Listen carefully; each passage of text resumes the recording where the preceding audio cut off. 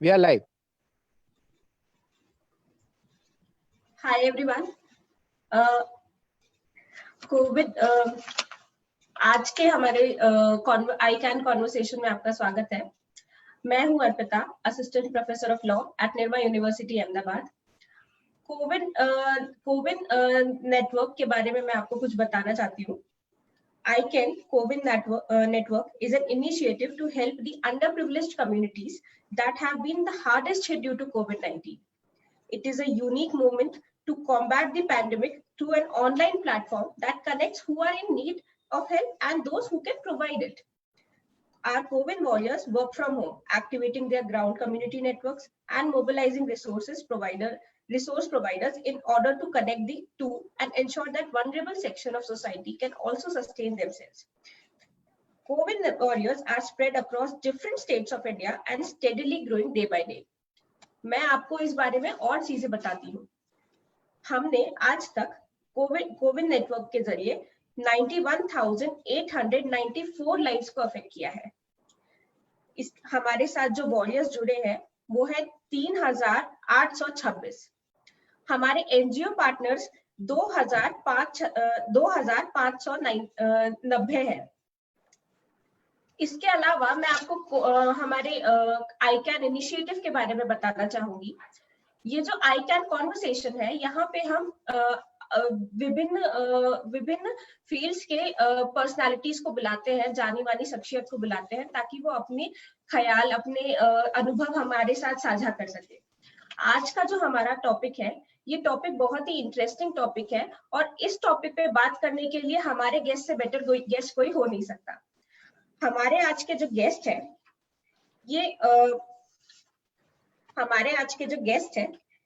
ये हमारे लिए प्रेरणा स्रोत है, क्योंकि ये SATI सम्राट अशोक टेक्नोलॉजिकल इंस्टीट्यूट के डायरेक्टर है। इसके अलावा सर के रिसर्च पब्लिकेशन बहुत जगह पब्लिश हुए हैं, प्रेजेंट हुए हैं और अप्रिशिएट किए गए हैं। सिर्फ इंडिया में ही नहीं, इनके पब्लिकेशंस श्रीलंका, जर्मनी, फ्रांस, ऐसी कई देशों में पब्लिश किए गए हैं। ये इंडिया के साथ साथ अब्रॉड की बहुत सारी बॉडीज के, जैसे ICI, ICA, इन सभी बॉडीज के मेंबर भी हैं। सर, मैं आपका स्वागत करती हूँ आज के हमारे कॉन्वर्सेशन में। थैंक यू अर्पिता, आपका भी बहुत बहुत स्वागत है। नमस्कार जी सर, तो पहले चर्चा करते हैं COVID-19 से ही। जी, इस डिजास्टर के बारे में आपका क्या सोचना है? आप इतने अनुभवी व्यक्ति हैं, आपको क्या लगता है ये कब तक चलेगा, कब तक रहेगा और इसका क्या प्रभाव पड़ेगा हमारी एजुकेशन इंस्टीट्यूशन पे? अर्पिता, सबसे पहले तो मैं ICAN टीम को और जो मध्य प्रदेश के इंचार्ज हैं जयवर्धन को, जी, पूरी नेशनल टीम को और श्री विनय सहस्त्रबुद्धे जी को बहुत बहुत धन्यवाद दूंगा, साधुवाद करूंगा कि इस समय एक पूरे देश में किस तरीके से लोगों को मोटिवेट किया जाए, उस पर आप निरंतर चर्चा कर रहे हैं, लोगों से इस बारे में बातचीत कर रहे हैं और निश्चित ही ये जो रिपोर्ट निकल कर आएगी सभी की, वो पूरे देश के लिए बहुत ही उपयोगी होगी। जैसे कि आपने पूछा, कोविड का मैंने फुल फॉर्म ही बनाया है, create opportunity, victory in disaster. अवसर खोजें, हर डिसास्टर में कहीं ना कहीं एक अमृत निकल के आता है। मैं कई बार अपने छात्रों को बोलता हूं कि अगर द्वापर की बात करें, द्वापर का, क्योंकि कलयुग से पीछे ही द्वापर था, और सबसे बड़ा डिसास्टर यदि था तो महाभारत। और उस महाभारत कहाँ हुआ था? सबसे पहले दुर्योधन के दिमाग में हुआ था, ना कि कुरुक्षेत्र में। तो ये दिमाग कौन बनाता है? वो केवल एजुकेटर बनाते हैं, शिक्षक बनाते हैं, प्रोफेसर बनाते हैं। इसलिए सारे डिसास्टर के जिम्मेदारी अगर कोई है तो हम लोग जिम्मेदार हैं। एज ए प्रोफेसर इसकी मैं जिम्मेदारी लेता हूं और हमेशा शिक्षकों से, प्रोफेसरों से, अध्यापकों से, वैज्ञानिकों से, सभी से बातचीत भी करता रहता हूं कि ये देखिए, हम लोग प्रभु के बंदे हैं, हम सोसाइटी के मेकर हैं, बिल्डर हैं, क्रिएटर हैं। हमें किस तरीके से सोसाइटी का निर्माण करना है ये हमें सोचना चाहिए और उसी तरीके से मोटिवेट करना चाहिए। तो मैं बात कर रहा था महाभारत की, उस महाभारत में भी एक अमृत निकला। आप देखिए, जब महाभारत स्टार्ट हुई तो प्रभु श्री कृष्ण दोनों तरफ बीच में रोकने के बाद एक गीता नाम का कितना अच्छा अमृत दिया, जिसपे आज भी पूरी दुनिया डिसास्टर से कैसे निपटा जाए, गीता से अच्छी किताब नहीं है। उस गीता में दिया हुआ है कि कैसे डिसास्टर से निपटा जाए। रामचरितमानस में देखिए आप, जब महाराज रावण और प्रभु श्री राम का युद्ध हुआ है, कितना विनाशकारी युद्ध, लेकिन वहां पर भी आप रामचरितमानस जैसा यंत्र, जहां पे कई जगह दिया हुआ है कि कैसे आप जीत हासिल करें, कैसे विक्ट्री हो, वो सारी चीजें आज सिलेबस में हमें लाने की जरूरत है, उसको पढ़ाने की जरूरत है। मैं आज इस समय जो स्थिति है, आपने बोला कि इस महामारी से कैसे एजुकेशन की ओर हम लोग जाएं। आज देखिए, इस महामारी से अगर निपटना है तो मैंने 1 महीने पहले अपने फेसबुक पे कैसे कोरोना से बचाव और उसका इलाज कैसे किया जाए उसका एक पंचामृत डाला हुआ है। उस पंचामृत में जो 5 चीजें ली हैं कि हमें क्या करना चाहिए। अर्पिता, अब कोरोना आपके पास में है और किसी भी समय साथ में भी हो जाएगा, तो कोरोना के पास और कोरोना के साथ अब दुनिया को चलना ही पड़ेगा। मेरा आकलन है कि कम से कम 1.5 साल, जब तक इसकी वैक्सीन नहीं आ जाती है, दवा नहीं आ जाती है, जब तक हमको इसके साथ चलना ही पड़ेगा। और उसका सबसे अच्छा इलाज है बचाव। और यदि अंदर भी आ जाए तो घबराने की बिल्कुल जरूरत नहीं है, किसी भी हालत में मौत नहीं हो सकती। उसके लिए उस पंचामृत का अगर हम पालन करें, पहला पंचामृत का पॉइंट है, follow the all the rules and regulation which are issued by the central government, state government, health ministry and Ayush मंत्रालय। जो भी हमारे पास नियम दिए जा रहे हैं, एज इट इज अक्षरशः हमें सबको पालन करना है। जैसे कि उसमें आता है कि इम्यूनेशन पावर कैसे बढ़ाएं, बहुत अच्छा सात्विक शुद्ध भोजन से। अच्छा का मतलब केवल सात्विक और शुद्ध भोजन है, वो हमारी दादी माँ के काढ़े बहुत पहले से चले आ रहे हैं। मैं कई बार सोचता हूँ और अब कहता भी हूँ कि आज देश की नहीं, दुनिया की सारी चाय की दुकानें काढ़े की दुकानें बन जाना चाहिए। चाय की दुकान बंद हो जाना चाहिए और उसको काढ़े की दुकान में परिवर्तित कर देना चाहिए, ताकि आने वाला हमारा 3 साल जब हम कोरोना के पास और कोरोना के साथ चलें, तो बाहर मार्केट में भी हमारे पास अगर कोई पेय पदार्थ हो तो पेय हमारा काढ़ा हो, जो आयुष मंत्रालय ने निकाला है। या हमारे घर में भी, पहले घर में रसोई जो थी वो उससे अच्छा वो शौचालय नहीं था, भोजन से भेषज वो चीज हम लोग भूल गए हैं। आज हमारा कल्चर हो गया है केवल होटलों में जाने का, खाने का। लेकिन उससे ऐसा नहीं कि उसको मना करना है, वो चीजें वहां पे सात्विक हो, साफ हो। नहीं तो हम खुद, ये बहुत बढ़िया लॉकडाउन का पीरियड था, इसमें मैंने अपने बच्चों से लगभग हर क्लास से बात की और उनको यही बोला कि अपनी मम्मी से खाना बनाना सीख लो, काढ़ा बनाना सीख लो, और खासतौर से काढ़ा पीना सीख लो। ये सारी चीजें हमें उस पर आना पड़ेगा ताकि हमारी इम्यूनेशन पावर बढ़े। इसके बाद विल पावर, विल पावर ही हमको बचाएगी कोरोना से। विल पावर बढ़ती है हम जब प्राणायाम में जाते हैं, जब कुछ योगा करते हैं, ब्लेसिंग से। सबसे ज्यादा अगर विल पावर पड़ती है तो हमारे माता पिता के आशीर्वाद से, हमारे गुरु से। और ये मिलती कब है? जब हम सकारात्मक होते हैं, जब हम पॉजिटिव होते हैं, जब हम सेवा भाव में रहते हैं। तो सेवा भाव में रहना बहुत जरूरी है, सेवा का दिखावा करना नहीं कि हॉस्पिटल में जा रहे हैं, उस मरीज को 1 केला दे रहे हैं और 6 लोग फोटो खिंचवा रहे हैं। ये ठीक है, फोटो खिंचवाना अच्छी चीज है, लोग मोटिवेट होते हैं, लेकिन कहाँ पे कैसे करना है ये सोसाइटी को हमें समझना पड़ेगा। सोसाइटी को आगे ले जाने का काम केवल और केवल शिक्षकों का है। शिक्षक, प्रोफेसर, वैज्ञानिक, शोधार्थी, ये सब स्टूडेंट के निर्माता हैं, हम समाज के निर्माता है। समाज को ई लर्निंग और ई एजुकेशन की ओर जाना पड़ेगा। आज हमारे स्कूल के बच्चे, कॉलेज के बच्चे, फैकल्टी, प्रोफेसर अगर ये देख लें, अगर ये सोच लें कि नहीं, हमें स्कूल को और कॉलेज को 90% घर से, होम से, केवल इंडस्ट्री नहीं, आईटी इंडस्ट्री नहीं, आईटी इंडस्ट्री ने तो ऑर्डर ही कर दिया है कि आप 50%, किसी ने 70%, कि आप घर से काम करिए। इस एजुकेशन सिस्टम को भी हमें लाना पड़ेगा। आज उस एजुकेशन सिस्टम पे काम करने की जरूरत है। आज हम एजुकेशन देते क्यों हैं? केवल 3 चीजों के लिए, कि बच्चे में नॉलेज आ जाए, नॉलेज आ जाने से उसमें स्किल कुछ डेवलप हो जाए, स्किल के साथ साथ एबिलिटी डेवलप हो जाए, वो एबिलिटी पॉजिटिव साइड जाए। ये 3 चीजों के लिए हम लोग बच्चे को एजुकेट करते हैं, या कॉलेज में भी यही 3 हमारे मेन पिलर हैं जिसपे कि हम स्टूडेंट को पढ़ाते हैं।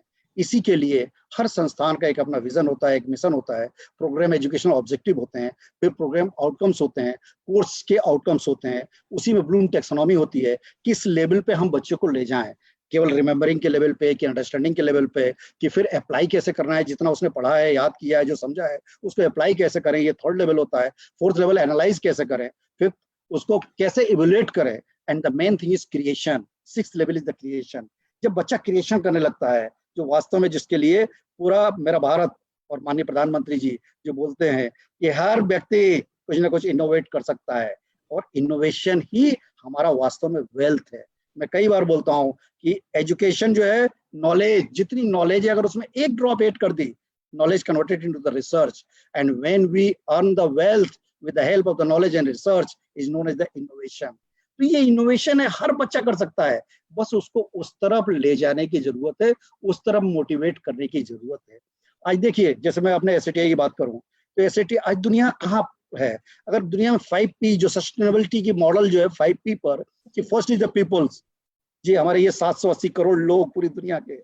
सेकंड, ये पीपल्स चाहता क्या है? केवल 2 चीजें, प्रॉस्पेरिटी एंड पीस। अब ये प्रॉस्पेरिटी एंड पीस कैसे मिलेगा? Only with the participation. इसके साथ, इस प्लेनेट के साथ, इस प्लेनेट पे जो 84 लाख योनियां है, उस पर केवल एक मानव। और अर्पिता देखिए, ये मानव ही सारे डिसास्टर का कारण बनता रहता है। आज तक नहीं समझ में आया कि इसको क्या चाहिए, कैसे रहना है, कैसे क्या चाहता है, और यही डिसास्टर का कारण बनता है। बाकी 83,99,999 योनियां नेचर के हिसाब से, जो नेचर चाहता है, जो नेचर ने उसको सिखाया है, वैसे ही चलता है। इसलिए मैं कहता हूं कि ये मानव जो है प्रभु की उत्पत्ति है, और प्रभु ने शायद इसलिए भेजा है कि पूरी सृष्टि को बहुत अच्छे से रखिए। और हम लोग जब भटक जाते हैं, और वही भटकाव ही मेरा आज का टाइटल है, create opportunity, victory in disaster. जब हम क्रिएशन, अपॉर्चुनिटी, हर प्रॉब्लम के साथ ढेर सारी अपॉर्चुनिटी होती है। अपॉर्चुनिटी को देखने की पावर ही एजुकेशन होती है। हर बच्चे को हम इसलिए पढ़ाते हैं कि वो उसको वैज्ञानिक दृष्टिकोण, वो साइंटिफिक विजन बच्चे को देना है कि वो अपॉर्चुनिटी को पहचान ले, उस अपॉर्चुनिटी को पहचान कर कुछ क्रिएट करे। और क्रिएशन जब जब पॉजिटिव होगा, अर्पिता बड़ा सिंपल है ये, कि जो हमारे education is force, force multiply by direction is equal to power, energy, direction is only the positivity.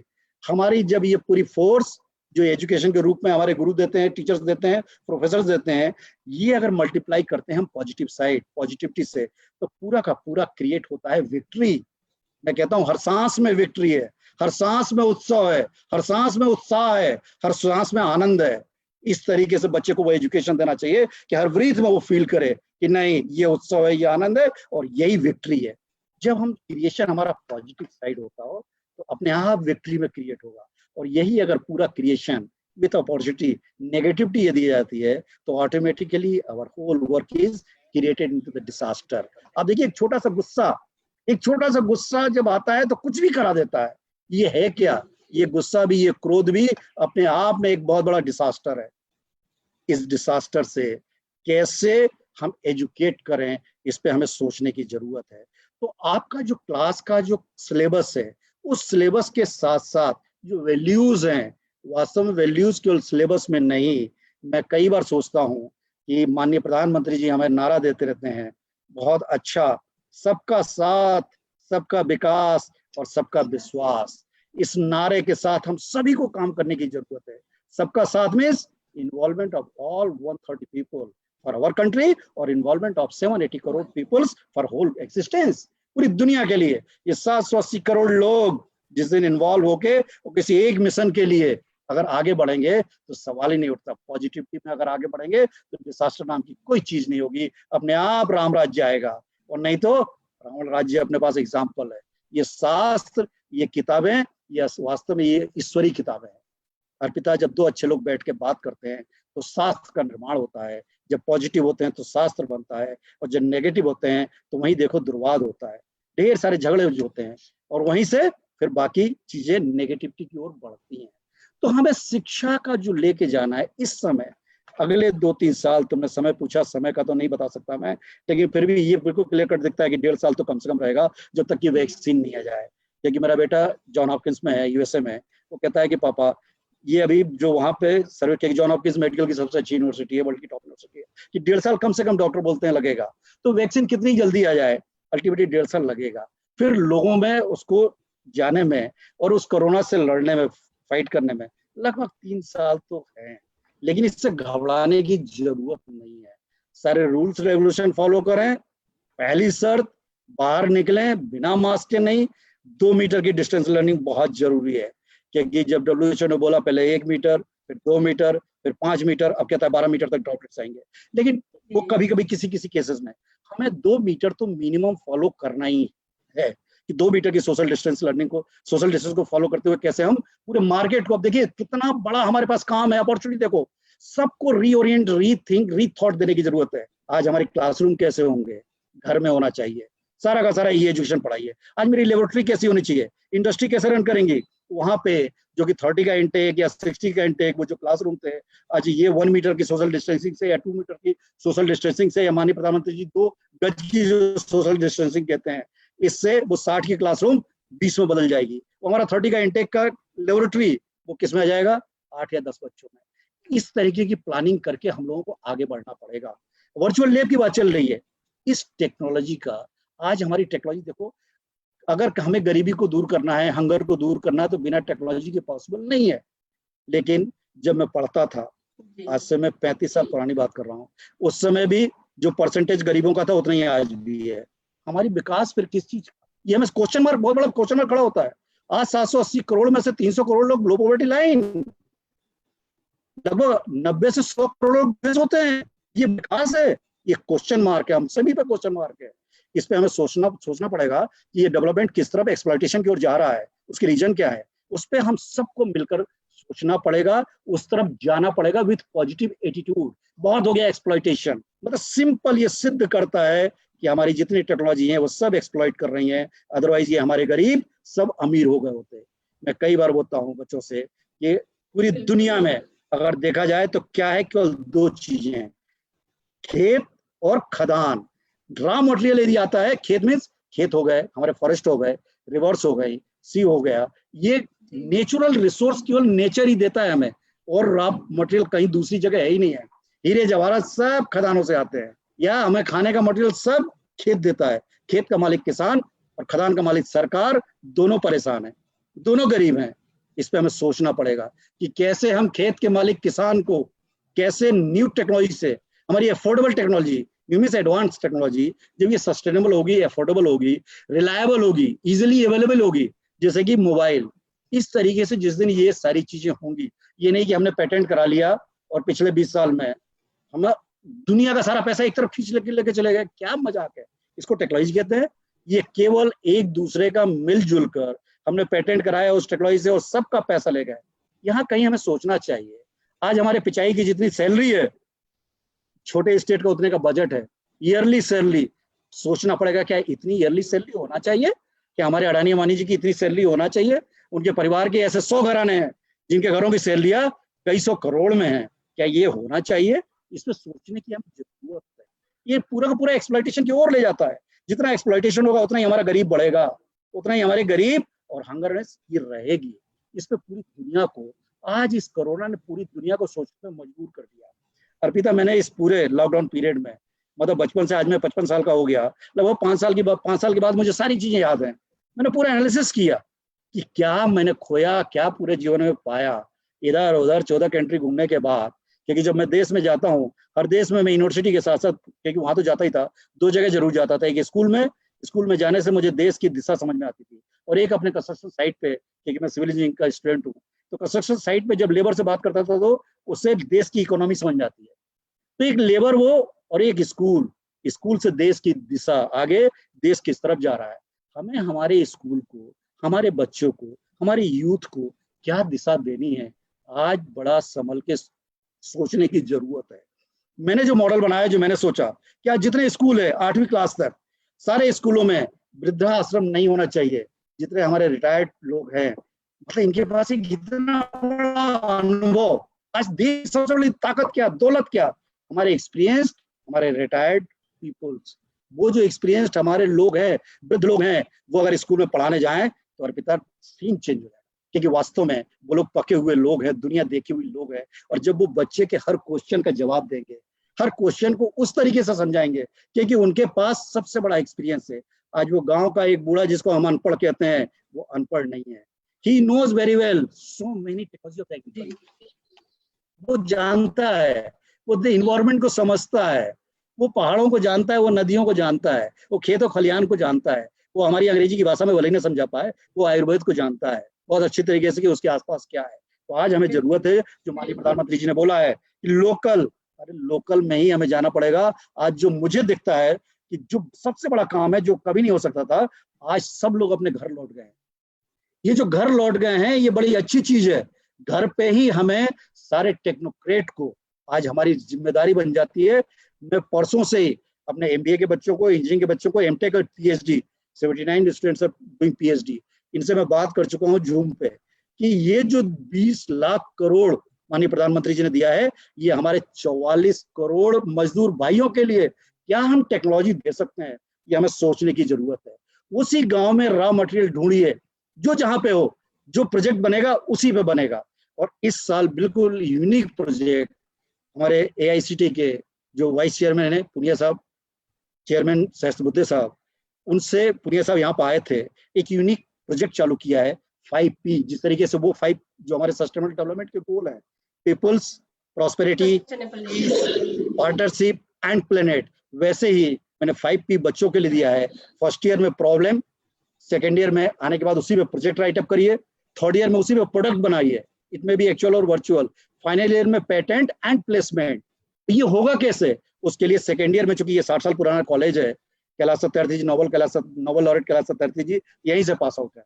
कई लोग हमारे बड़े अच्छी पोजीशन में हैं इस समय, प्रीतम बाबू शर्मा जी यहीं से पास आउट, जो कि दिल्ली टेक्निकल यूनिवर्सिटी के फाउंडर वाइस चांसलर रहे, आरजीबी के फाउंडर वाइस चांसलर रहे, इस समय एमआईटी में वाइस चांसलर है, आप यहीं के पास आउट है। कई लोग हैं ऐसे, इन लोगों से बात होगी, 1000 की लिस्ट जो कि 25 साल से पुराने जिनका एक्सपीरियंस है, वो सेकेंड ईयर में इन बच्चों को उस प्रोजेक्ट प्रॉब्लम के साथ गाइड करेंगे। और एक इंडस्ट्रियलिस्ट, एक हमारी फैकल्टी और एक हमारा एलमनाई, ये 3 लोग उस बच्चे को 3 साल गाइड करेंगे। 100% वो बच्चा कहीं ना कहीं अपना स्टार्टअप की ओर जाएगा और अपना स्टार्टअप खोलेगा। तो हम कह सकते हैं कि ये देश नौकरों का नहीं, मालिकों का है। ये बहुत जरूरत है इस चीज की। ये नौकरों का देश रहा ही नहीं है, ये नौकरी से ये देश नहीं चल सकता, ये मालिकों का देश है, ये दुनिया पर राज करने वाला देश है। ये हमारा कहीं ना कहीं भटक गए थे, आज फिर उस ओर हमें चलने की जरूरत है। ये 20 लाख करोड़ और वो 44 करोड़ लोग, उनका साथ, हमारे 130 करोड़ लोग एक साथ जब चलेंगे, जब इस एजुकेशन के साथ इसको टारगेट बनाकर, निश्चित ही हम आगे बढ़ेंगे। माननीय प्रधानमंत्री जी का सपना हम पूरा करेंगे, निश्चित ही, ऐसा मुझे पूरा विश्वास है। जी, आपने कुछ बहुत ही इंटरेस्टिंग पॉइंट्स कहे सर। जैसे कि पहला तो ये कि जो टेक्नोलॉजी अगर हमारे फार्मर्स के, हमारे गरीब तबके के लोगों के काम ना है, तो उस टेक्नोलॉजी का मतलब ही क्या? हमें तो ऐसी टेक्नोलॉजी डेवलप करनी चाहिए जो सभी के काम आ सके, जो सभी के लिए इस टाइम पे हेल्पफुल हो। दूसरी चीज जो आपने कही कि हर डार्क क्लाउड की एक सिल्वर लाइनिंग तो होती है। ऐसे में हम अगर सिल्वर लाइनिंग की बात करें, अपॉर्चुनिटी की बात करें, तो जो एजुकेशन इंडस्ट्री है, इसमें अब प्रोफेसर्स का, टीचर्स का, वाइस चांसलर्स का, जितने भी स्टेक होल्डर्स है, पेरेंट्स का, इन सभी का बहुत बड़ा अब काम बढ़ गया है इनका। इन्हें अब बहुत ज्यादा बच्चों को मार्गदर्शन देना होगा, क्योंकि सिर्फ आप एजुकेशन नहीं देना है, अब आपको अवेयरनेस भी देनी है। अवेयरनेस के साथ आपको बच्चों को सही राह भी दिखानी है। तो क्या इन लोगों का रोल हो सकता है इस महामारी के टाइम पे? अर्पिता, बहुत अच्छा क्वेश्चन किया आपने।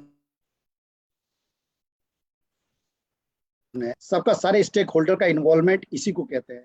देखिए, जो मुझे लगता है कि जो हमसे सबसे बड़ी गलती हुई, रोटी, कपड़ा और मकान, हमें सिखाया गया कि ये हमारी बेसिक नीड्स हैं। और आज हर बच्चा, हर व्यक्ति बहुत अच्छा खाना चाहता है, बहुत अच्छा पहनना चाहता है और बहुत अच्छा मकान बनाना चाहता है। इसकी जगह अगर हमें बताया गया था कि हमारी सबसे मूलभूत आवश्यकता जो है वो है एयर, हवा, बिना सांस के नहीं रह सकते आप, पानी, बिना पानी के नहीं रह सकते आप, और सॉइल। अर्पिता, अगर हम ये 3 चीजें संभाल के रखते, ये 3 अगर हमारे सपने बन जाएं, जैसे हम इस तरीके से रोटी और कपड़े और मकान के लिए अपना सपना बनाते हैं, उसी तरीके से स्टेटस सिंबल जिस दिन हम लोग बना लेते कि नहीं, ये एयर, ये वाटर और ये सॉइल। आप देखिए, यही तो हमारी सोसाइटी ने, जिसको कि हम मिथ कहते हैं, जिसने हमें पूजा करना सिखाया, इसलिए कि एक बहुत बड़े लॉट को समझाने के लिए, उस फॉरेस्ट को, बहुत सारे पेड़ों को जिनको की बहुत जरूरत है, उस नदियों को, पहाड़ों को, सबको हम लोग पूजा करते हैं। पूजा करने का ये नहीं मतलब था कि रोली चावल और मंत्र, ये नहीं मतलब था। उनको सेव रखना, नेचर को कैसे हम सेव रखें, ये पढ़ाना, वो एजुकेशन देना था। तो वो जो गलती हमसे हुई हमारी पूरी पीढ़ियों से कि रोटी कपड़ा और मकान ही हमारी जरूरत है, अरे ये तो अगर जिस दिन सॉइल अच्छी होगी, आज भी अर्पिता हवा खराब होती है प्रदूषण के कारण, बारिश में ठीक हो जाता है। अभी देखो ना, कोरोना का 100 गुना पैसा भी, जितना पैसा खर्च हो रहा है, अगर इतना भी खर्च करते तो इन्वायरमेंट को इतना क्लीन नहीं कर सकते थे हम। मैं कई बार सोचता हूँ कि उत्तरायण और दक्षिणायन दोनों तरफ के देश अब हर साल 15-15 दिन के लिए लॉकडाउन होना चाहिए, क्योंकि लॉकडाउन बंद नहीं चलेंगे, नेचर अपने आप इसको क्लीन कर देगा। ये सेल्फ नेचर की है, ये हमारे नेचर में आना पड़ेगा। ये एजुकेशन का बैकबोन हमें लाना पड़ेगा। इस एजुकेशन के साथ जो हमारा सिलेबस है, उस सिलेबस को न्यू टेक्नोलॉजी, एडवांस टेक्नोलॉजी, जिसमें एक्सप्लॉइटेशन ना हो। एक्सप्लॉइटेशन कैसे नहीं होगा, जब हम पॉजिटिविटी की ओर बताएंगे। पॉजिटिविटी की ओर जब जाएंगे, वो पॉजिटिविटी आएगी कैसे? देखिए, दुनिया में व्यक्ति को क्या चाहिए? वो कहेगा सब कुछ, आहा सब कुछ उसको चाहिए। How can you define the sub कुछ? अब ये सब कुछ पीस एंड प्रॉस्पेरिटी है। मैं कहता हूं सब कुछ कहां मिलेगा? घर में। घर कहां है? मन में। मन कहां है? मंदिर। ये मन मंदिर कैसे बनेगा? जब हम शुभ भावना रखेंगे, सबके लिए प्रेम रखेंगे। प्रेम, दया, करुणा, ये कोई बहुत बड़ा काम नहीं है, ये और बहुत बड़ी पावर भी है। प्रेम करना, सोचिए आप, दया रखना, क्या, क्षमा, फॉरगिवनेस, ये क्या मतलब बहुत बड़ी चीजें हैं, लेकिन वास्तव में बहुत बड़ी चीजें हैं। ये हमें सिखाना पड़ेगा। सिखाना ही नहीं पड़ेगा, ये केवल ज्ञान नहीं चाहिए, भाषण नहीं चाहिए, इस पे विज्ञानी बनाना पड़ेगा। विज्ञानी मीन्स उस पे काम करना पड़ेगा, बच्चे को उसको उसमें डालना पड़ेगा। ये सारे काम में मम्मी पापा का उपयोग, वो वृद्ध जन का, हमारे दादा दादी का उपयोग, नाना नानी का उपयोग बहुत अच्छे से हो सकता है। तो मैं तो कहता ही हूँ कि स्कूल में किसको पढ़ाया जाए? वो जो 65 साल से ऊपर वाले हैं वो स्कूल में पढ़ाएं। कॉलेज में कौन पढ़ाए? जिन्हें 25 साल का मिनिमम इंडस्ट्री का या सर्विस का एक्सपीरियंस हो गया है। अगर 25 साल का एक्सपीरियंस वाला बंदा आके अगर पढ़ाता है कॉलेज में, आप देखिए अर्पिता, पूरा सिनेरियो चेंज होगा। उसके पास रियल केस स्टडी होगी, उसने बहुत सारा काम किया होगा। आज हमारा जब 25 साल का प्रोफेसर, आज प्रोफेसर हम लोग जो रिसर्च करते हैं 90% तो हम लोग अपने प्रमोशन के लिए करते हैं। जो प्रमोशन के लिए करते हैं, इसलिए उस रिसर्च में कोई दम नहीं होती है। हमारा केवल टारगेट रहता है कि एन प्रकरण 3 साल में पीएचडी अवार्ड हो जाए, कुछ पेपर हमारे छप जाए। अरे इनको धरातल पर लाना पड़ेगा। आपकी पीएचडी का उपयोग कितना हो रहा है, ये आकलन करना बहुत जरूरी है। पीएचडी आपने कर ली, बहुत अच्छा है, वो हमारी यूटिलिटी कहाँ है, उपयोगिता कहाँ है? क्या एक व्यक्ति को भी, मैं 44 करोड़ की बात कर रहा हूँ, एक व्यक्ति को भी कहीं उसने सपोर्ट किया? अगर नहीं किया तो आप अपनी रखे रहिए, प्रमोशन लेते रहिए, लेकिन ये पीएचडी आपकी ये किसी काम की नहीं। मैं लो कॉस्ट हाउसिंग का प्रोफेसर हूँ। ये जितनी दुनिया जो घूमने गया मैं, यूजीसी, डीएसटी, आईसीटी, सीआईटीसी, इनके माध्यम से केवल लो कॉस्ट हाउसिंग पे गया हूँ कि कैसे हम कम लागत में मकान बनाए। आज भी देखिए, ये 1,500 रुपए पर स्क्वायर फीट में जो बनता है मकान, आज भी 500 रुपए स्क्वायर फीट में बहुत अच्छा मकान बन सकता है, बहुत बढ़िया। 500 से 600 रुपए स्क्वायर फीट में आज भी टेक्नोलॉजी है, और आज नहीं 70 में डेवलप कर ली गई थी, लेकिन उसको आज भी लोग एडॉप्ट नहीं करते हैं। वहां पर हमें शासन को आना पड़ेगा। आज आपकी दिल्ली में बवाना में 5,000 क्वार्टर बनाए थे, बहुत अच्छे आर्किटेक्ट हैं प्रमोद अदलक्का जी, उन्होंने 5,000 क्वार्टर बनाए हुए हैं। 5,000 क्वार्टर में भी अब जाके, ये पिछले 10 साल पहले बने हुए हैं। इतनी अच्छी टेक्नोलॉजी, मैं खुद हमारे कैंपस में जिसमें मैंने पीएचडी की है, उसी पे 1.5 करोड़ के हाउसिंग बनाए हुए हैं। यहाँ पे करीब, यहाँ से 85 किलोमीटर दूर सिरोंज तहसील में चौड़ा खेड़ी पर 70 क्वार्टर बनाए हुए हैं। उस समय पीडब्ल्यूडी ने बोला कि चौहान साहब क्वार्टर बनाना है, नक्शा नहीं बनाना है। मैंने उस 95 की बात कर रहा हूँ, मैंने कहा सर कम से कम 50 साल मेरी जिंदगी है, 50 साल की गारंटी देता हूँ, कोई नहीं दे सकता। प्रोफेसर को इस लेवल पे आना पड़ेगा। प्रोफेसर केवल क्लासरूम में और लेबोरेटरी में पढ़ाने के लिए नहीं है, उसे समाज से जुड़ना पड़ेगा, इंडस्ट्री से जुड़ना पड़ेगा, लाइफ प्रॉब्लम से जुड़ना पड़ेगा। प्रोफेसर को लिख के देना पड़ेगा कि नहीं, अगर मेरा बच्चा, आज देखिए बड़े आराम से लोग कहते थे कि 80% इंजीनियर्स आर अनएम्प्लॉयबल, मेरा खून खोल जाता है। माँ बाप ने 4 लाख से 40 लाख रुपए खर्च किए उस बच्चे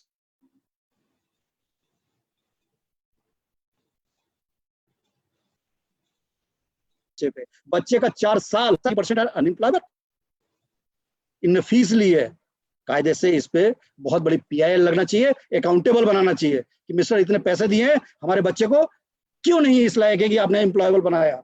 उस एम्प्लॉयबल की डेफिनेशन चेंज करना पड़ेगी, हमें एम्प्लॉयबिलिटी के नॉर्म्स चेंज करना पड़ेंगे। कोई बच्चा ऐसा नहीं हो सकता कि एम्प्लॉयबल ना हो। 4 साल का जीवन उसने जिया है उस कैंपस के साथ, उस लेबोरेटरी के साथ।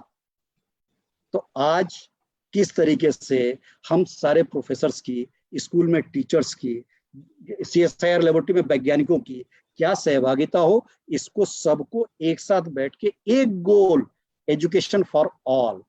Education for all means education, शिक्षा जो वास्तव में एजुकेशन इज विजडम। मैं बुद्धि की बात करता हूँ।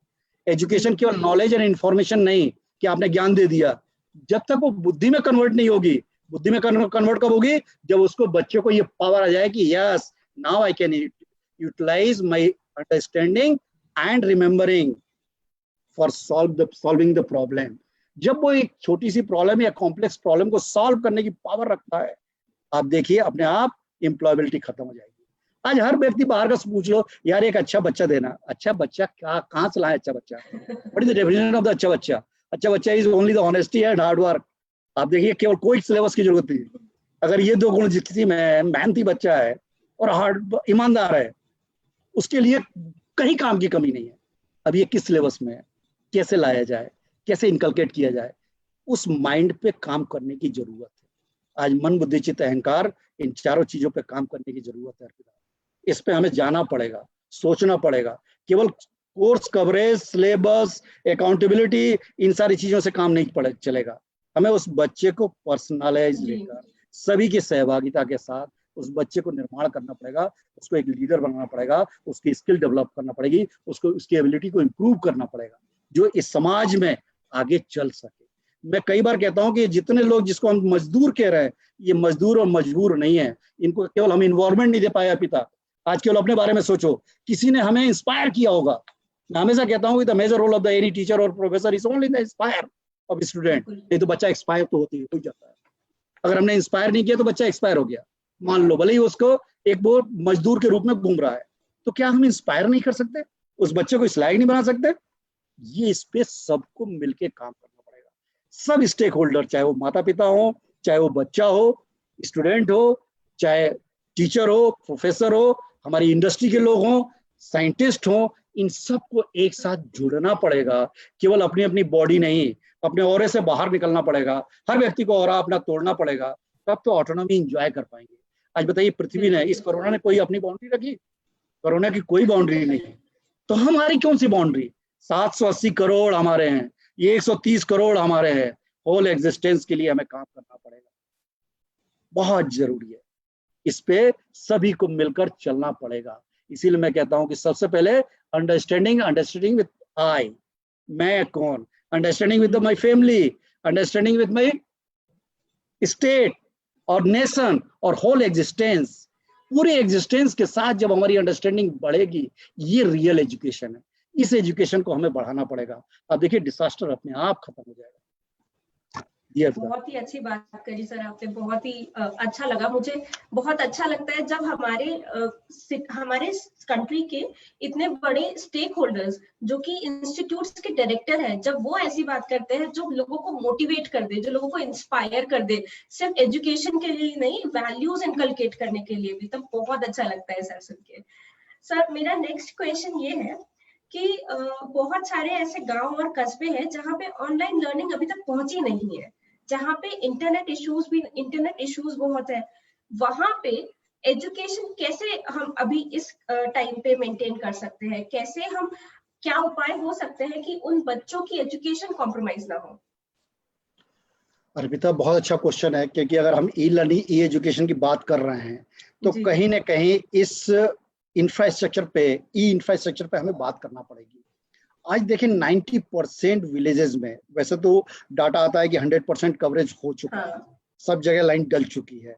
मतलब कहीं भी हमें सारी पंचायतें लगभग ई पंचायत हो चुकी हैं, और हर ई पंचायत में लगभग एक गांव से लेके मैक्सिमम 2 या 2.5 कोई मजरा टोला जुड़ा हुआ है। मतलब इस लेवल पे उस पंचायत के पास एक बहुत अच्छा टीवी, एक बहुत अच्छा उसका हॉल में, कई पंचायत, जैसे हमारे यहाँ 570 पंचायत है विदिशा जिले में, मैं लगभग मैक्सिमम पंचायत देख चुका हूँ।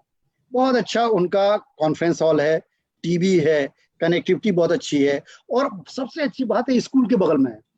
वहां सारे बच्चों को बैठा के, क्योंकि वो अगर उस ई रिसोर्स का पूरा हमें एडवांटेज लेना पड़ेगा। आज देखिए डेटा जो बोलते हैं कि हमारे पास टॉयलेट हो या ना हो, टॉयलेट तो है, उपयोग कर रहे हैं नहीं कर रहे हैं ये क्वेश्चन मार्क है, उपयोग करना चाहिए। लेकिन मोबाइल लगभग सभी के पास, और खासतौर से एंड्रॉइड लगभग सभी के पास है। एक गरीब से गरीब के पास भी एंड्रॉइड पहुंच गया है।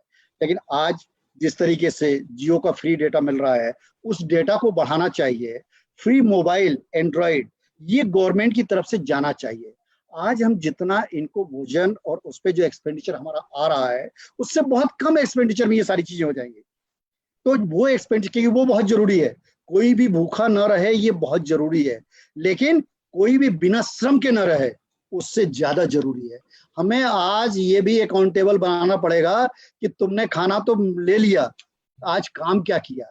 श्रम का रिस्पेक्ट बहुत जरूरी है। हमारे ये 44 करोड़ भाई जिस दिन एक साथ किसी भी चीज के लिए आप बोलिए, खेत और खदान में जिस दिन काम करना चालू कर देंगे लोकल में, अपने आप बहुत सारी चीजें निकल के आएंगी। अपने आप वहां पे एक कॉटेज इंडस्ट्री, क्योंकि 20 लाख करोड़ एक छोटा अमाउंट नहीं है, और ये सारी चीजें इन्हीं के लिए है, इनसे रिलेटेड है। आज सारे स्कूली, सारे जितने कॉलेजेस हैं, लगभग 40,000 कॉलेज, इन सारे कॉलेज को 800 से ऊपर यूनिवर्सिटीज हैं, इनको सबको आगे आना चाहिए कि अब जितने प्रोजेक्ट बनेंगे, तुम्हारे एक भी प्रोजेक्ट कट पेस्ट नहीं, इस लेबोरेटरी के एक्सपेरिमेंट से नहीं। आपकी लेबोरेटरी बाहर वो पंचायत में है, आपकी लेबोरेटरी वो वार्ड में है। ये हमारे पास दो ही चीजें हैं, या तो पंचायत है तो हमारी एक इकाई पंचायत को ले लीजिए, और शहर में रहते हैं तो वार्ड है तो उस वार्ड में जाइए, वार्ड की लाइव प्रॉब्लम लेके आइए। वहां पे हाउसिंग की क्या स्थिति है, वहां पे ड्रेनेज की क्या स्थिति है, वहां पे वाटर की क्या स्थिति है, वहां पे एनर्जी की क्या स्थिति है, वहां पे जितना हमारा प्रोडक्शन है और कंजम्पशन है क्या वास्तव में प्रॉपर तरीके से डिस्ट्रीब्यूशन हो रहा है, क्या स्थिति है, वहां पे इकोनॉमी की ग्रोथ किस तरीके से है। हम जीडीपी ले लेते हैं और कई बार जीडीपी का मालूम पड़ता है कि इसका मैक्सिमम हिस्सा केवल 100-200 लोगों के पास है। बड़ा कष्ट होता है कि वो 100-200 घराने में ही अगर हमारी जीडीपी का मैक्सिमम हिस्सा है, तो ये क्वेश्चन मार्क है। और वो क्वेश्चन मार्क ही नहीं है, वो प्रूफ भी करता है कि 44 करोड़ इसलिए हमारे गरीब भाई हैं। इस पे हमें सोचना पड़ेगा। एक हमें जस्टिस जो तुम्हारा एरिया है, इस पे भी सोचने की जरूरत है कि कैसे तुरंत जस्टिस दें। तुरंत ई का सबसे बड़ा एडवांटेज है, अगर कोई दो अपराध हुआ है, जज तुरंत दोनों को बिठाए, पंचायत को लाए, वहीं डिसीजन तुरंत। क्या जरूरत है उसकी लाइफ खराब करने की। अर्पिता, मैंने मतलब मेरे जीवन का सबसे अच्छा काम किया है मैंने। एमपी के अंदर 8 सेंट्रल जेल है, 8 सेंट्रल जेल से 90 लोगों को ट्रांसफर कराया भोपाल जेल में, 3 साल का डिप्लोमा रन किया।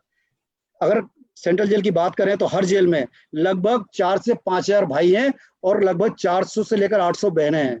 और अगर यूथ देखना है तो कॉलेज में देख लो या जेल में देख लो, यूथ में बात कर रहा हूं, और उसमें से 80% आप और हम में से कोई भी हो सकता है। गुस्सा आया और गलती हो गई, सबकी अपनी अपनी अनोखी कहानी है। क्या जरूरत है उन्हें इतनी बड़ी सजा देने की तुरंत? क्या उसका निपटारा नहीं हो सकता है? ये हमें सोचने की जरूरत है। उसको भी बर्बाद किया, देश का एक इतना बड़ा पैसा उसको संभालने में लगा रहे हैं हम, इस पे हमें सोचने की जरूरत है। और फिर जब वो आता है बाहर, उसकी फैमिली बर्बाद हो जाती है, तो फिर वो दूसरा कोई केस करता है और फिर अंदर जाता है। क्या ये यही जस्टिस है? हमें जस्टिस और न्याय पे बहुत जरूरी है कि कैसे हम रीथॉट, रीथिंकिंग और ई कोर्ट के माध्यम से देन एंड देयर तुरंत डिसीजन दें। हो सकता है उसमें बहुत सारे गलत डिसीजन होंगे, लेकिन ये जो पाप हो रहा है हमसे, बहुत बड़ा पाप, एक बहुत बड़ी सोसाइटी को हम अंदर रखे बैठे हैं, जो कि ऐसा नहीं है कि इतना बड़ा अपराध बड़ा है, लेकिन उससे बड़ा अपराध हम लोग कर रहे हैं। ये मेरा सोचना है, हो सकता है गलत हो, इस पे सब लोग माफ करेंगे, क्योंकि मेरी निजी राय है, क्योंकि मैंने उसको भोगा है। मतलब एज पर नॉर्म जितना मैं भोपाल जेल में गया हूँ, जेलर ने बोला कि आप 2 साल की सजा काट चुके हो, इतना मैं जेल में गया हूँ। तो यहाँ हमें इस तरीके के लोगों को जुड़ने की जरूरत है। सब बिल्कुल ठीक बात कही। मैं भी आपकी इस बात से तो बिल्कुल अग्री करती हूँ कि सालों साल जो केसेस चलते हैं उसमें लाखों लोगों की जिंदगी खराब हो जाती है। इतना पैसा, इतने रिसोर्सेस हम वेस्ट करते हैं उस एक डिसीजन के लिए। तो इससे बेटर तो ये होगा कि जहां पे हो सके वहां पे केसेस तुरंत की तुरंत निपटा दिए जाए। ये तो बिल्कुल मैं आपसे अग्री करती हूँ। और मुझे आपके ये उपाय भी बहुत अच्छे लगे कि जहां पे पंचायत पंचायत हो रही है, वहीं पे बच्चों को भी पढ़ा दिया जाए। अगर वहां पे रिसोर्सेस हैं तो वो रिसोर्सेस बच्चों के लिए भी यूज कर लिए जाए। ये मुझे बहुत। तो सर मेरा नेक्स्ट सवाल जो है वो ये है कि बाकी सारी इंडस्ट्रीज तो इस कोरोना के कारण बहुत इफेक्ट हुई ही है, लेकिन हमारी जो एजुकेशन इंडस्ट्री है इस कोरोना के टाइम ये अब ब्लूम कर रही है, ये अब बढ़ रही है, ये अब आगे जाती जा रही है, नए आयाम देख रही है। तो क्या ऐसी अपॉर्चुनिटीज है जो एजुकेशन इंडस्ट्रीज में कोरोना के कारण आगे बढ़ी है? एजुकेशन इंडस्ट्री या दूसरी industry Arpita? Sir education industry, अगर आप दूसरी इंडस्ट्री अच्छा होगा। अर्पिता, अगर हम एजुकेशन को थोड़ा सा पीछे ले जाएं, जब हमारे गुरुकुल हुआ करते थे, भाई हमारे एजुकेशन देने के दो ही तरीके थे। जो अच्छे घरानों से अच्छे लोगों के बच्चे थे वो गुरुकुल में जाते थे, और बाकी का एक आम बच्चा, आम नागरिक सुबह और शाम जो पूजा मंदिरों में दादा दादी के कहानी किस्से उसमें सीखता था, वो रियल एजुकेशन होती थी। वहां जो गुरुकुल में लोग रहते थे वो पूरे शासन प्रशासन को चलाते थे, और ये लोग वास्तव में क्या इन्वायरमेंट होता है, कैसे हम लोगों को पूरे देश को चलाना है, हम देश को कैसे अच्छा रख सकते हैं, उस पे काम करते थे। तो ये दोनों जो शिक्षा पद्धति थी, आज उस शिक्षा पद्धति को हम लोग लाके एक सिलेबस के माध्यम से स्कूल में एक मॉडल दिया है, उस मॉडल पे भी सोचने की जरूरत है। विदिशा से ही अगर देखा जाए तो खासतौर से स्कूलों के लिए दो नाम मैं लेना चाहूंगा। एक मैं ले चुका हूँ, नोबेल लॉरेट कैलाश सत्यार्थी भाई साहब, जो कि बचपन बचाओ आंदोलन के साथ अपने यही नहीं लगभग 156 देशों में काम करते हैं। एक मयंक कानूनगो जी यहीं के प्रोडक्ट हैं, विदिशा के ही हैं, जो कि नेशनल चाइल्ड बोर्ड के अध्यक्ष हैं। पूरे उसमें देश में कैसे बच्चों पे काम किया जाए वो बहुत अच्छे तरीके से काम कर रहा है। तो ये दो हस्तियां जो विदिशा की है, विदिशा माटी की, तो इन बच्चों के एजुकेशन कैसा हो इस पे हमें रीथॉट रीथिंकिंग करने की जरूरत है। क्योंकि ये एजुकेशन इंडस्ट्री उस समय जब गुरुकुल में गुरुजी कभी नहीं पढ़ाते थे। जैसे आज की अगर हम डिग्रियां देख लें तो पीएचडी वाला एमटेक को पढ़ाता था, पीजी को, पीजी यूजी को, यूजी वाले नीचे स्कूल को, और वो पहली वाली को। जब कोई ऐसी प्रॉब्लम आती थी जिसका कि आंसर पीएचडी वालों को नहीं मालूम, तब वो पीएचडी के छात्र गुरुजी के पास जाते थे, गुरुदेव इसका आंसर हम लोगों को समझ में नहीं आ रहा है। गुरुदेव क्या करते थे? केवल गुरुदेव क्लू देते थे। क्लू देने के बाद और वो भेज देते थे कि जाओ आंसर लेके आओ। जंगल में, जंगल नहीं थी वो, प्रयोगशाला थी, जंगल में या शहर में जैसी प्रॉब्लम थी उस तरफ वो भेज देते थे। क्योंकि गुरु अगर आंसर दे देगा तो आंसर एक कभी अल्टीमेट नहीं होता है अर्पिता। 0 और 100%, 0 कुछ होता नहीं है, हर चीज की कीमत होती है। 100% कोई हो नहीं सकता, केवल एक ही है। हमारी जीवन की यात्रा केवल 100% की ओर है, उसकी ओर एक कदम स्वच्छता की ओर, एक कदम 100% की ओर, मीन्स एक कदम प्रभु की ओर, प्रभु की ओर मीन्स उस अलमाइटी की ओर। वो अपने आप अगर उस तरफ हमने देख लिया, सारी सकारात्मकता, सारा आप जो चाह रहे हो, क्योंकि अगर हम उसके साथ हैं, उसकी ओर मतलब उसका ध्यान, अगर उसके साथ है तो दुनिया में वो सबका रखवाला है। अगर वो मेरा दोस्त है तो फिर कोई कमी नहीं है। इस जज्बे के साथ हमें बच्चों के साथ आना पड़ेगा, बच्चों को ये बताना पड़ेगा, बच्चों के अंदर से डर हटाना पड़ेगा। आज बच्चों के पास देखिए, आप बच्चों के बड़ों के पास इस समय तो लॉकडाउन पीरियड में कई लोगों अपनी नौकरी को लेकर चिंता है। आप बताइए, एक अच्छे professionals, they have the capacity and capability to solve the problems, why they are worrying? अरे नौकरी एक जगह से हट जाएगी कोई बात नहीं, अगर मेरे में प्रॉब्लम सॉल्व करने की कैपेबिलिटी मैं रखता हूँ, आई कैन सॉल्व एनीवेयर। चिंता करने की क्या जरूरत है? हमें घबराने की जरूरत नहीं है, डरने की जरूरत नहीं है। मैं सारी इंडस्ट्री के लिए कह रहा हूं, मैं सारी इंडस्ट्री चलेंगी चाहे कोरोना कितना ही हो। ये इस तरीके की महामारियां आता रहता है, जाता रहता है। हमें कोशिश करना है कि इसमें कैसे इससे बचाव करते हुए और पूरी दुनिया को एक साथ लेकर इस पूरी इंडस्ट्री के साथ कैसे हम अपनी ग्रोथ को करें। लेकिन द मेन जो पॉइंट है वो है केवल सकारात्मकता, पॉजिटिविटी।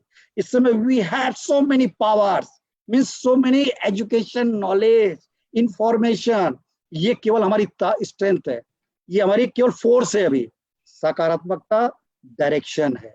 आज मैं कई बार एग्जांपल देता हूँ, ओसामा बिन लादेन, सोचिए एक बहुत अच्छा बच्चा यूनिवर्सिटी का, बहुत अच्छे मार्क्स वाला सिविल इंजीनियर वो भी था, क्या करता रहा, केवल उसकी डायरेक्शन नेगेटिव हो गई।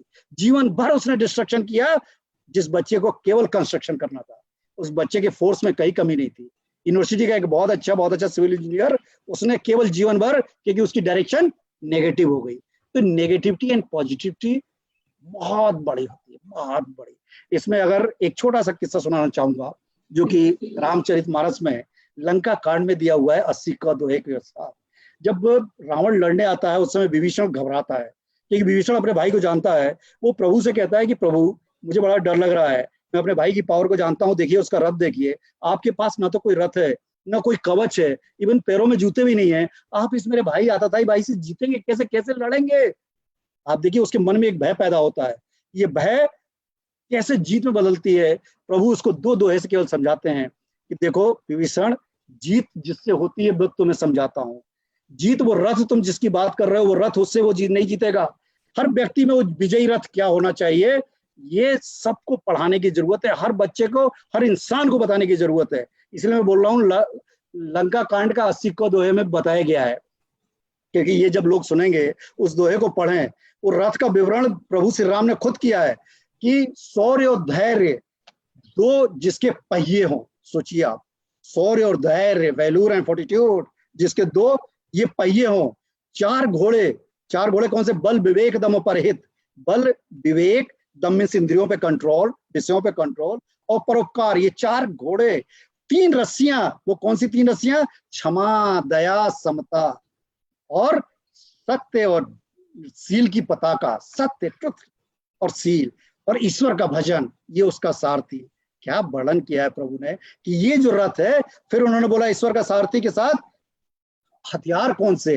वैराग्य की ढाल, संतोष की तलवार, दान का फरसा, तीव्र बुद्धि, प्रचंड शक्ति, श्रेष्ठ विज्ञान, कठोर धनुष। ये पांच उसके हथियार दिए। निर्मल मन और स्थिर, pure and study mind, Tarkash और यम नियम सम के बाण, और गुरु चरणों की सेवा, कवच। हे विभीषण, जिसके पास ये है, जीतने के लिए दुनिया में नहीं है कुछ। आप सोचो अर्पिता, अगर इस तरीके की शिक्षा हमें बच्चों को और सब में दी जाए, यही रियल विक्ट्री है। अर्पिता शायद डिस्कनेक्ट हो गई हो, आवाज आ रही है Arpita? Arpita,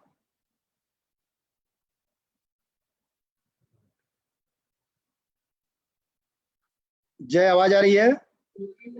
Yes, sir, she is connected. You can continue. अच्छा, मैं आई कंटिन्यू? तो इस तरीके से अगर इस विजयी रथ को, अगर हर बच्चे को, हर इंसान को, देखिए इसमें कहीं सिलेबस नहीं है, ये हर व्यक्ति में अपने आप क्रिएट कर सकता है। शौर्य और धैर्य कौन नहीं जानता, बताइए आप? सत्य और सील कौन नहीं जानता? सील मतलब बहुत अच्छा है, आचरण। कौन नहीं जानता है कि ये इसका डंडा और पताका होना चाहिए हमारी? कौन नहीं जानता है हमारा बल विवेक दम परहित?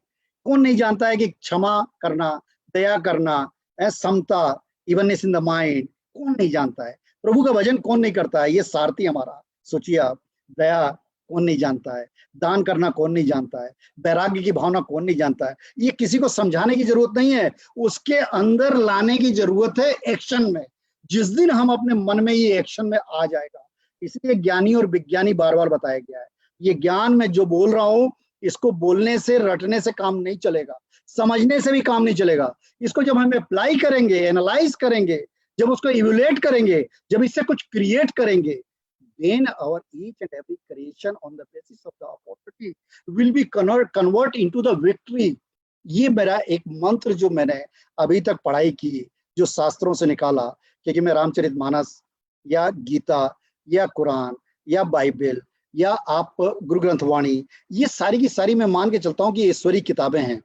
इनमें से जो काम की चीजें हैं, सारी चीजें काम की हैं, लेकिन वास्तव में आज के परिवेश में जो गलत चीजें हैं उसको छोड़ दीजिए। जो आज के परिवेश में जो अच्छी चीजें हैं, वो हर बच्चे को केवल लाल किताब में बांध कर और उसको पूजा करने से काम नहीं चलेगा।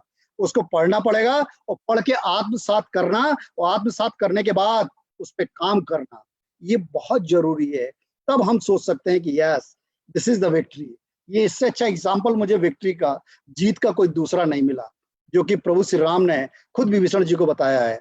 आप देखिए कितनी अच्छी विक्ट्री का एक एग्जाम्पल है। ऐसे कई एग्जाम्पल गीता में दिए हुए हैं, उस पर हमें काम करने की जरूरत है। तो इस तरीके का जो मेरा टॉपिक है create opportunity, victory in disaster. Creation means उत्पत्ति, डिसास्टर मीन्स प्रलय, मतलब ब्रह्मा जी और शंकर जी, इसके बीच में ही पूरी दुनिया, हर प्रॉब्लम, क्योंकि जीवन प्रॉब्लम का एक नाम है, इस प्रॉब्लम में ही ढेर सारी अपॉर्चुनिटी है। उस अपॉर्चुनिटी को देखने की पावर ही एजुकेशन है। उस एजुकेशन से हमको उस अपॉर्चुनिटी के साथ, पॉजिटिविटी का के साथ, हमें हर क्रिएशन को विक्ट्री में बदलना पड़ेगा, और नहीं तो ऑटोमेटिकली अगर हमारा क्रिएशन में नेगेटिविटी आ गई तो डिसास्टर में क्रिएट हो जाएगा।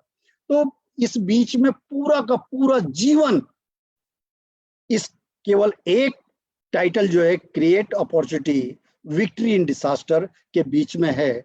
और मैंने सोचा है इस पे कि पूरे जीवन भर इसी पे हर हफ्ते लेक्चर दूंगा, कैसे हमारे प्राध्यापक गण, शिक्षक गण, शोधार्थी, वैज्ञानिक और हमारे विद्यार्थी इसके साथ जुड़े, और इस महामारी कोरोना के साथ, कोविड के साथ, क्योंकि कोरोना हमारे पास में है, कोरोना हमारे साथ में भी आ सकता है, इन दोनों को लेकर उससे बचते हुए अंदर आ गया, तो उसका इलाज करते हुए जो पंचामृत मैंने बताया उसके साथ, वो मेरे डॉक्टर जनार्दन फेसबुक पे भी डला हुआ है, उसके साथ हमें दुनिया को आगे बढ़ाना पड़ेगा। क्योंकि अगर हम अपने आप को सो कॉल्ड प्रोफेसर मानते हैं, रिसर्चर मानते हैं, दुनिया के मेकर मानते हैं, बिल्डर मानते हैं, क्रिएटर मानते हैं, तो हमें लेकर चलना पड़ेगा। इस तरीके से इस एजुकेशन इंडस्ट्री को या हमारी सारी इंडस्ट्री को, वास्तव में जो हमारी टेक्नोलॉजी है, क्योंकि टेक्नोलॉजी आज बहुत कुछ, टेक्नोलॉजी तो बहुत महंगी है, उनको हमें अफोर्डेबल बनाना पड़ेगा। अफोर्डेबल है, हर टेक्नोलॉजी अफोर्डेबल है। जहाँ एक्सप्लॉयटेशन आ जाता है, जहाँ बिजनेस आ जाता है। देखिए आज टेक्नोलॉजी है कहाँ?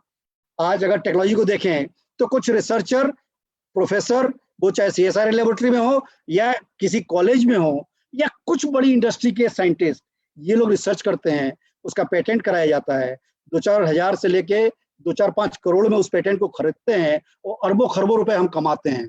इस बिजनेस मॉडल पे कहीं ना कहीं रिवीजन करना पड़ेगा, इसको रीथिंक करना पड़ेगा। इस पे जब इसको हम चेंज करेंगे, पॉलिसी मेकर्स को भी इसमें सोचना पड़ेगा कि ऐसी पॉलिसी ना बनाए जिससे कि एक किसी बंदे के पास पूरा पैसा खींच के चला जा रहा है। उसने हमारी टेक्नोलॉजी जो बच्चों ने बनाई, जो प्रोफेसर ने बनाई, जो रिसर्चर ने बनाई, उस पेटेंट को परचेज किया और अरबों खरबों रुपए एक तरफ ले गया। इस पे हमें सोचना पड़ेगा साथियों। ये मेरा सबसे अनुरोध है कि आज मैं बातचीत जो कर रहा हूँ वास्तव में प्रोफेसरों के लिए है, शिक्षकों के लिए है, उन शोधार्थियों, विद्यार्थियों, वैज्ञानिकों के लिए, और मैं इस तरीके से ये करता रहूंगा। जी अर्पिता, बीच में आप डिस्कनेक्ट हो गए। जी सर, लेकिन मैंने आपका पूरी बात सुनी सर, और मुझे बहुत अच्छा लगा कि किस तरह आप हर प्रॉब्लम का सोल्यूशन एजुकेशन से निकाल सकते हैं, किस तरह आप एजुकेशन को एक लॉन्ग टर्म सोल्यूशन देखते हैं, ना कि शॉर्ट टर्म गोल, और किस तरह आप एजुकेशन को रिलेट कर रहे हैं एनवायरमेंट से भी, अपने वैल्यूज से भी, और हर चीज के बारे में अवेयरनेस से भी। तो मुझे आपकी बातें सर बहुत ही अच्छी लगी। इस कॉन्वर्सेशन से मैं तो काफी कुछ सीख के जा रही हूँ। आई होप हमारे सारे व्यूअर्स भी इससे काफी कुछ सीख रहे हैं। सर आखिर में बस आपसे कुछ, अगर आप कुछ एडवाइस देना चाहें कुछ लोगों को या जो हमारे व्यूअर्स हैं उनको, कि कोरोना में हमें क्या और चीजों का ध्यान रखना चाहिए, किस तरह हमें चीजों को प्रैक्टिस करते रहना चाहिए, भले ही हमारे पास अभी कुछ काम हो या ना हो, हमें अपने स्किल्स को मेंटेन करके ही रहना चाहिए। क्या आप कुछ इस बारे में कहेंगे सर? Arpita, thank you. बहुत, मतलब मैं क्या एडवाइस करूं। मैं हमेशा कहता हूं कि यदि जीवन में एक काम करना है तो क्या करें? खुश रहिए, केवल एक काम, खुश रहिए हमेशा, किसी भी हालत में, कुछ भी हो जाए, कितना ही दर्द हो, क्योंकि दर्द इस शरीर को नहीं होता है, दर्द होता है हमारे दिमाग को। और जब हम सोच लेते हैं कि नहीं है तो नहीं होता है। इसके कई एग्जाम्पल भी है। कई लोग बिना एनेस्थीसिया के ऑपरेशन कराते हैं, वो अपने आप को, उस बॉडी के उस अंगों को बाहर कर देते हैं, उसको मुझे सोचना नहीं कि मेरा अंग है। ये हम कर सकते हैं। इस तरीके से पहला काम खुश रहना। दूसरा, मैं सारे बच्चों से, सभी से हमेशा विराटता के बारे में सोचना चाहिए। आप बहुत बड़े हो, आप इस पूरी सृष्टि को, क्योंकि आपको प्रभु ने यूनिक बनाया है, आप यूनिक क्रिएटर हो, यूनिक क्रिएशन हो प्रभु के। हम सब 780 करोड़ एक नहीं है, सब यूनिक हैं उस प्रभु के। प्रभु ने हमें बनाया है और प्रभु ने यूनिक कार्य के लिए भेजा है। हमारा आपस में कोई कंपटीशन नहीं है। आज देखिए, हम जो पढ़ाने बैठ जाते हैं, ऐसी ऐसी केस स्टडी लेके आते हैं कि थ्रोट कट कंपटीशन है, कोई कंपटीशन नहीं है अर्पिता, कंपटीशन हम लोग भूल जाएं। हम प्रभु के लिए आए हैं, ये पूरी सृष्टि हमारी है, इस पूरी सृष्टि को हमें कैसे सस्टेनेबल बनाना है उस तरीके से हमको चलना पड़ेगा। और ये हमेशा विराटता जब हम रखते हैं तो हमारे लिए छोटे छोटे दोष दिखना बंद हो जाते हैं। दुनिया का सबसे अच्छा काम यदि है तो दूसरे के दोषों को मत देखिए। इसीलिए बोला गया है कि दुनिया का सबसे बड़ा पाप क्या है? दूसरे के दोषों को देखना। दूसरे के दोषों को मत देखिए। और ये कब नहीं दिखता है? जब हम अपना स्वरूप विराट बनाते हैं। तो हमेशा विराटता की ओर रहिए। और तीसरा, हमेशा बड़ी सोच रहिए। बड़ी सोच रखिए और सो मत जाइए। जिस दिन हम बड़ी सोच रखते हैं, कि ये अब्दुल कलाम साहब ने बोला ही है कि छोटी सोच रखना अपराध है, अपराध मतलब करप्शन नहीं, इट्स ए बिग क्राइम। छोटी सोच रखना, क्योंकि आज अर्पिता जी 44 करोड़ की बात कर रहे हैं हम, वास्तव में इनने कहीं ना कहीं अपने आप को वहीं रोक लिया। लेबर ने सोच लिया कि बस मेरी जिंदगी यहीं रुक गई, वो वहीं रुक जाएगा। एक लेबर ने सोच लिया कि मैसन बनना है, वो तुरंत 1000 रुपए का सामान खरीदता है और मैसन बन जाता है। देखो वो तुरंत उसकी दिहाड़ी बढ़ गई। उन्हीं मैसनों में से एक सोचता है कि नहीं मुझे तो एक पेटी कॉन्ट्रैक्टर बनना है, वो तुरंत पेटी कॉन्ट्रैक्टर बन जाता है। उन्हीं में से कोई सोचता है कि नहीं मुझे तो एक बहुत बड़ा कॉन्ट्रैक्टर बनना। भोपाल में ही एक हमारे ऐसे कॉन्ट्रैक्टर हैं जो वास्तव में केवल सिग्नेचर करना जानते हैं और खरबों के कॉन्ट्रैक्टर हैं। उसी में से निकले हुए उन्होंने अपना कैरियर, अभी भी हैं, उन्होंने अपना कैरियर स्टार्ट किया किससे? केवल कोयला बेचने से। ट्रेन से कोयला चुराना और उससे बेचना।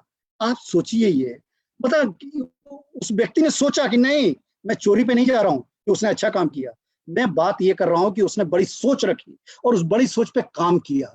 डायरेक्शन हमेशा पॉजिटिव रखना बहुत जरूरी है, क्योंकि ये काम जो करना, जब खुश रहते हैं तो प्रभु के साथ रहते हैं, और प्रभु के साथ यदि होंगे तो वो गलत काम कभी नहीं करने देगा, वो तुम्हें रोक लेगा, करने ही नहीं देगा। इसलिए एक काम करना है तो खुश रहना, दूसरा काम सोचना है तो विराट। विराट मतलब खुद वो है, फिर उसके साथ रहते हैं। बड़ी सोच मतलब फिर वो है, उसके साथ बड़ी सोच के साथ पूरी कायनात जो है वो आपके सपने को साकार करने में लग जाती है। अर्पिता, अगर हमारी बड़ी सोच है तो बड़ी सोच तुम्हें सोने नहीं देती है, दिन रात तुम्हें मोटिवेट करती है। ऐसा नहीं कि सोते नहीं हम।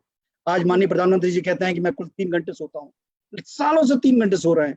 ऐसा नहीं कि नींद उनकी कम होती है, वास्तव में उनके जो सपने हैं वो सपने उनको सोने नहीं देते हैं, उनकी पूरी नींद कर देते हैं और तुरंत उन्हें मोटिवेट करते हैं और काम पे लगा देते हैं।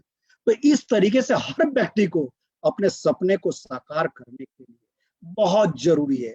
आज हमारे इस संस्थान के बीओजी के चेयरमैन श्रीमती ज्योतिरादित्य सिंधिया जी भी दिन रात, मैं खुद देखता हूँ, रात को 1:30 बजे कई बार बात होती है, सब ठीक है चौहान वहां पर, 1:30 बजे रात को और सुबह 6 बजे भी।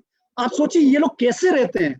केवल इनके सपने इनको सोने नहीं देते हैं, वो इनको मोटिवेट करते हैं। तो आज मुझे सबसे केवल यही, मैं सबको संदेश तो नहीं कह सकता, सबसे अनुरोध करना चाहूंगा कि आप ये 3 चीजों पे जरूर काम करके देखें। पहला, खुश रहना, दूसरा विराट स्वरूप, और तीसरा बड़ा सपना। बड़ा, और उसके साथ चल देना। बड़ा सपना देख के सोना नहीं है, क्योंकि बड़ा सपना जब when our dream and desire, जब ये बड़ी होती है with full dedication, determination, devotion, discipline and complete timeline, अगर ये हम जब लेके चलते हैं तो ये पूरी प्रकृति, पूरी कायनात उस सपने को साकार करने में लग जाती है। तो आज मैं यही कहना चाहूंगा अपने सारे छात्रों से, विद्यार्थियों से, शोधार्थियों से, फैकल्टी से, एक से 130 करोड़ से, कि ये 3 चीजें जो मैं करता हूँ, सभी से अनुरोध है, ये आपको कभी छोटा नहीं रखेगी, हमेशा खुश रखेगी, हमेशा प्रभु के साथ रहेगी।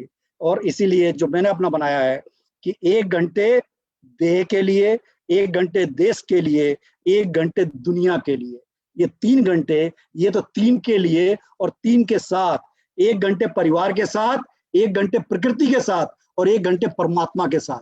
ये 6 घंटे कम से कम अगर ये देखो तो ये पूरा का पूरा create opportunity victory in disaster का ये प्रयोगशाला है। ये पूरी प्रयोगशाला है, इसमें कोई पैसा नहीं लगना है, किसी फंड की जरूरत नहीं है। हमारे पास हमारी देह है, मीन्स मेरा शरीर खुद है, इसमें शरीर में क्या करना है, मेरे मन में जो है, मेरे वचन में, मेरे कार्य में, तीनों में एक रूपता जिस दिन रहेगी परोपकार के साथ, तो मेरा हर कार्य पुण्य में बदल सकता है। हर कार्य अपने आप पुण्यशाली बनाएगा, मुझे विक्ट्री देगा, मुझे जीत देगा। ये मुझे शरीर से करना है, ये देह के लिए, देश के लिए, और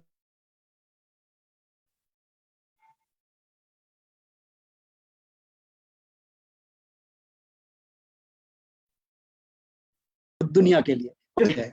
परमात्मा ने हमें बनाया है, हमें उसके साथ रहना पड़ेगा, उस खुशी के साथ, उस विराटता के साथ, उस बड़े सपने के साथ। तो यही मुझे अर्पिता कहना था। आपसे बात करके सर बहुत अच्छा लगा। इतना पॉजिटिव आउटलुक मिला है इस कोविड के टाइम पे, इतना पॉजिटिव आउटलुक रखने के लिए मैं आपको कांग्रेचुलेट करूंगी। इस पॉजिटिविटी को हम तक पहुंचाने के लिए आपका thank you very much. And आशा करती हूँ कि कोविड में आपकी हेल्थ और आप हेल्दी रहें, आप हैप्पी रहें, और जो आप कर रहे हैं वो करते रहें। धन्यवाद अर्पिता, तुम्हें भी बहुत बहुत धन्यवाद जो तुमने ये टाइम दिया। ये समय बड़ा कीमती होता है जब हम दो एक साथ होते हैं, जब हम सब एक साथ होते हैं, तो ये समय जो साथ में होता है ये बड़ा कीमती होता है और हमेशा सकारात्मक तरीके से इसको व्यतीत करना चाहिए। मैं पूरी आईकैन टीम को बहुत बहुत साधुवाद देता हूँ, धन्यवाद देता हूँ, खासतौर से जयवर्धन को, पूरी टीम को। सब सुखी रहें, खुश रहें, घर में रहें, घर से ही काम करें, शांत रहें, सकारात्मक रहें, स्वस्थ रहें। और जो माननीय प्रधानमंत्री जी के सपने हैं वो उनके सपने नहीं है, ये सब हम ही के हैं, एक एक के सपने हैं। उन सपनों के साथ पूरे देश को लेकर, पूरी दुनिया के साथ हमें आगे बढ़ना है। यही मेरा आप सभी से अनुरोध है। सभी को बहुत बहुत धन्यवाद। अर्पिता, आपको बहुत बहुत धन्यवाद। पूरी टीम को, आईकैन टीम को बहुत बहुत धन्यवाद। सभी को नमस्कार। नमस्कार सर।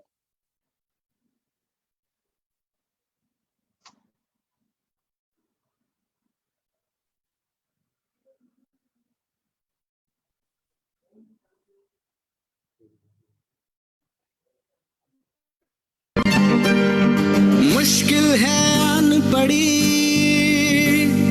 ये कैसी कठिन घड़ी, सहमी सहमी जिंदगी, बिखरी हुई बंदगी, मानवता है पुकार रही, दिखाएं हम दरिया दिली।